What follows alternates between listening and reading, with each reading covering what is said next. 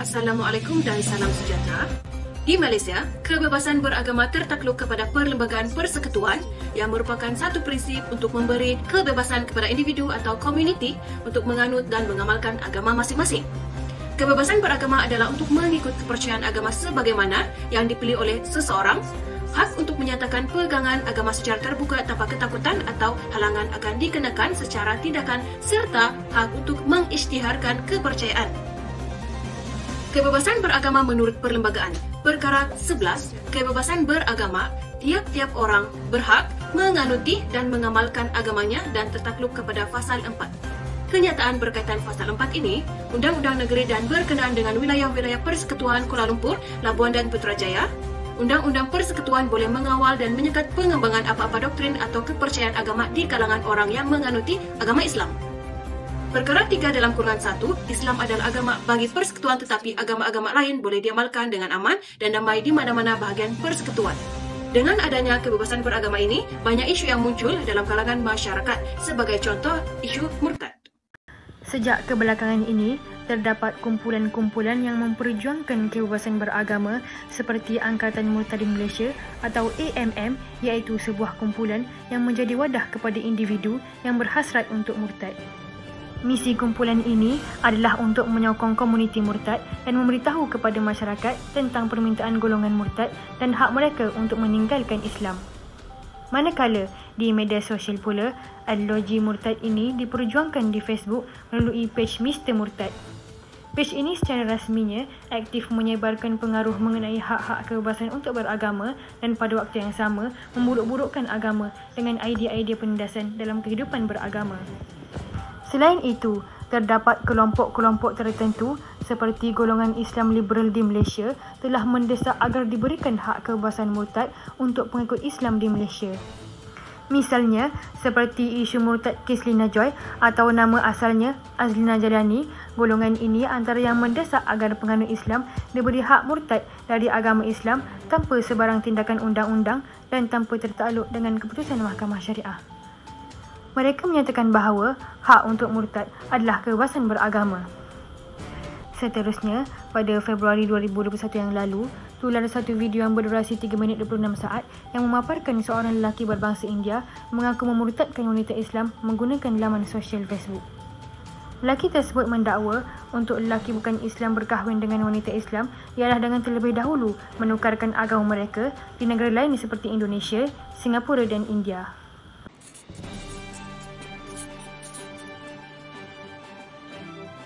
Dari sudut perspektif Islam, hukuman murtad boleh dirumuskan kepada dua golongan. Yang pertama, hukuman murtad adalah hudud. Menurut mazhab Imam Syafi'i, Maliki dan Hambali, mereka berpendapat bahawa murtad tergolong dalam dosa-dosa besar yang tidak akan diampunkan oleh Allah melainkan bertaubat, berikutan dengan firman Allah SWT di dalam surah Al-Baqarah ayat 217. Ditambah pula dengan hadis Rasulullah SAW yang membawa maksud, barang siapa yang menukar agamanya, maka bunuhlah dia. Hadis riwayat Imam Al-Bukhari. Yang kedua, takzir. Abdul Al-Muta'ali Al-Saidi memberi pandangan bahawa manusia diberikan kebebasan beragama mengikut pilihannya. Rasulullah SAW menyatakan bahawa hukuman bunuh pada kesalahan murtad bukanlah kerana kemurtadan mereka, tetapi berfaktorkan pemberontakan menentang Islam. Mengenai penekanan undang-undang yang digunakan pakai di Malaysia berkaitan dengan murtad, yang pertama, kesalahan murtad atau kesalahan keluar dari Islam. Sememangnya tiada undang-undang yang jelas mengenai murtad termasuk hukumannya di bawah mana-mana enactment atau akta di Malaysia kerana undang-undang jenayah Islam hanya dikuatkuasakan oleh mahkamah-mahkamah syariah di negeri-negeri di Malaysia yang merangkumi hukuman maksimal 3 tahun penjara atau 6 tabatan atau RM5,000 denda atau kombinasi mana-mana hukuman. Namun demikian, terdapat peruntukan kesalahan keluar agama Islam diguna pakai di beberapa buah negeri. Misalnya, Melaka telah memperuntukkan kesalahan keluar dari agama Islam sebagai satu kesalahan dan bukan murtad dalam Seksyen 661 Enakmen Kesalahan Syariah Negeri Melaka 1991. Yang kedua, bidang kuasa mahkamah. Kesalahan keluar agama Islam membabitkan hukuman di bawah bidang kuasa mahkamah syariah yang mana telah disebutkan dengan jelas di dalam kebanyakan enakmen pentadbiran agama Islam negeri-negeri di Malaysia.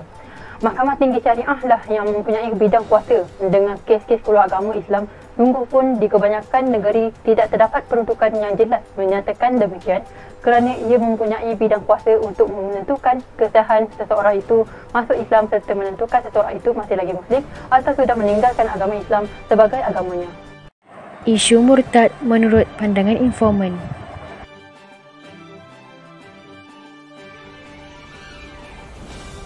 Adakah wajar hak kebebasan beragama itu diwartakan dalam perlembagaan Malaysia?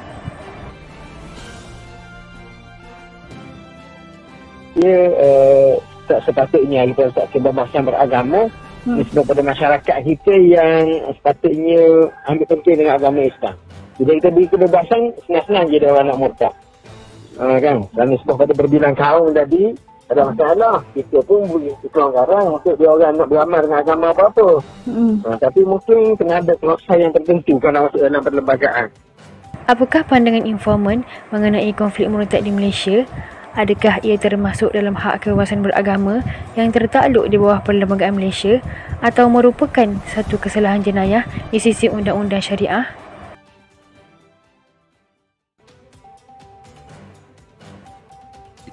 Murtad itu bukan hak kebebasan beragama. Itu yang saya sebut tadi. Hak kebebasan beragama bukan bermaksud dia boleh menukar agama sesuka hati dia. Kena faham yang tu. Kebebasan beragama bukan bermakna seorang individu itu boleh menukar agama dia sesuka hati. Bukan. Kebebasan beragama bermaksud seseorang itu bebas mengamalkan agama yang dianutinya tanpa sebarang sekatan.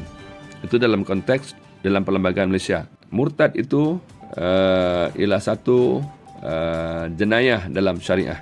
Betul. Ia ialah satu jenayah dalam syariah. Kenapa? Sebab Islam tidak menghalang, tidak membenarkan penganutnya meninggalkan agama dia sewenang-wenangnya tanpa alasan yang kukuh. Adakah isu murtad ini mampu membahayakan akidah umat Islam di Malaysia?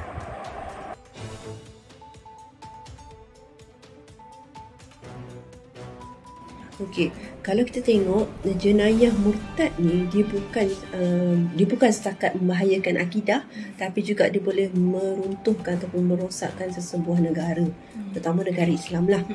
Okey, dan Datuk Mufti Perak Tan Sri Dr. Harusani Zakaria ada menyebut dalam Akhbar Sinar Harian pada 7 April 2020 menyatakan bahawa murtad ni bukan bersifat peribadi atau kepercayaan individu sahaja.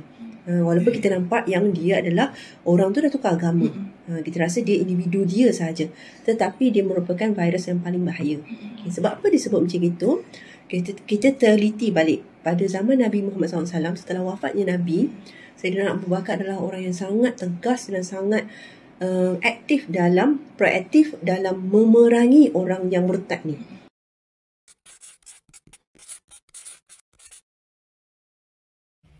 Secara keseluruhannya, dapat disimpulkan bahawa terdapat banyak nas-nas Al-Quran dan hadis yang telah membuktikan bahawa murtad adalah merupakan satu isu jenayah yang sangat berat sehingga isu ini melibatkan kes mahkamah dan undang-undang di Malaysia.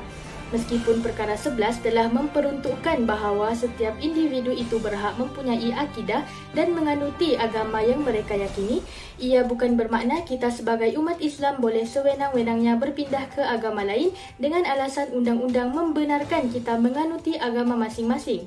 Kerana, seperti yang telah dibahas tadi, Islam juga mempunyai peraturannya yang tersendiri di mana orang yang telah memeluk agama Islam tidak boleh keluar daripada agama tersebut dengan sesuka hati. Orang yang murtad atau keluar daripada Islam perlu segera bertaubat kerana ia merupakan dosa yang sangat besar dan merupakan perbuatan yang terkutuk kerana mensyirikkan Allah.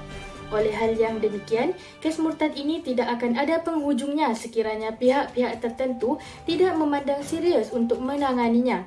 Sebagai umat Islam, kita perlu memahami agama dengan lebih mendalam dengan cara yang benar bagi memastikan akidah kita tidak terpesong tanpa kita sedari. Hukuman yang akan dikenakan kepada individu murtad di bawah mahkamah syariah juga perlu ditambah supaya dapat memberi ancaman dan peringatan yang lebih keras lagi terhadap penganut agama Islam yang berhasrat untuk meninggalkan agamanya. Pihak-pihak berkuasa pula seharusnya menggandakan lagi usaha mereka dalam apa jua cara bagi menangani isu murtad ini daripada berleluasa sekaligus bagi membela maruah agama Islam dan umatnya daripada dicemari.